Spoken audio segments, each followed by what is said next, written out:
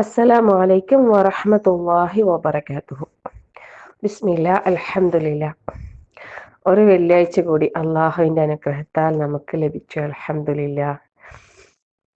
ഒരു വിശ്വാസിക്ക് ഓരോ ദിവസവും ഓരോ നിമിഷങ്ങളും എല്ലാം നമുക്ക് പ്രതിഫലം നേടാൻ അവസരങ്ങളാണ് അള്ളാഹു തആല തന്നുകൊണ്ടിരിക്കുന്നത് അല്ലേ.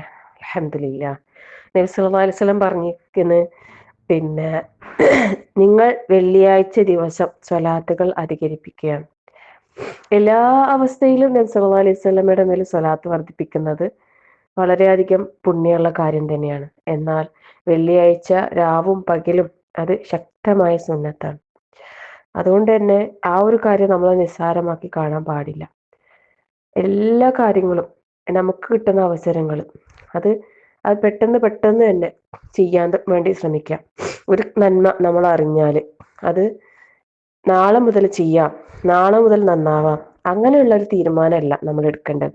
നാളേക്ക് വേണ്ടി ഈ നിമിഷം മുതൽ, ഈ സെക്കൻഡ് മുതൽ നന്നായേ മതിയാകൂ, ചെയ്തേ തീരൂ എന്നുള്ള തീരുമാനം നമ്മളിൽ നിന്നുണ്ടാകണം. കാരണം അടുത്ത നിമിഷം ഈ ദുനിയാവിൽ നമ്മൾ ഉണ്ടാകും എന്നുള്ള കാര്യത്തിൽ യാതൊരു ഉറപ്പുമില്ല. ഇൻഷാ അള്ളാഹ് കിട്ടുന്ന അവസരങ്ങൾ ധാരാളമായി ദിക്റുകൾ ചൊല്ലി സ്വലാത്ത് അധികരിപ്പിച്ച് ഖുർആൻ പാരായണം വർദ്ധിപ്പിച്ച് അള്ളാഹുലേക്ക് അടുക്കാൻ വേണ്ടി പരമാവധി പരിശ്രമിക്കാം. റസൂൽ സല്ലല്ലാഹു അലൈഹി വസല്ലം പറഞ്ഞിട്ടുണ്ടല്ലേ, പിന്നെ വീടുകളിൽ ഏറ്റവും ദരിദ്രമായ വീട് അള്ളാഹുവിന്റെ ഖുർആൻ പാരായണം ഒഴിവായ വീടാകുന്നു. അപ്പോൾ നമ്മളെ വീട് ഒരിക്കലും ദരിദ്രമായ വീടാകാൻ പാടില്ല അല്ലെ. നല്ല ഖുർആൻ പാരായണം കൊണ്ട് സമ്പന്നമാക്കാൻ നമ്മൾ ഓരോരുത്തരും പരിശ്രമിക്കുക. റഹ്മാനായ റബ്ബ് നമ്മെ എല്ലാവരെയും അനുഗ്രഹിക്കട്ടെ. ആമീൻ.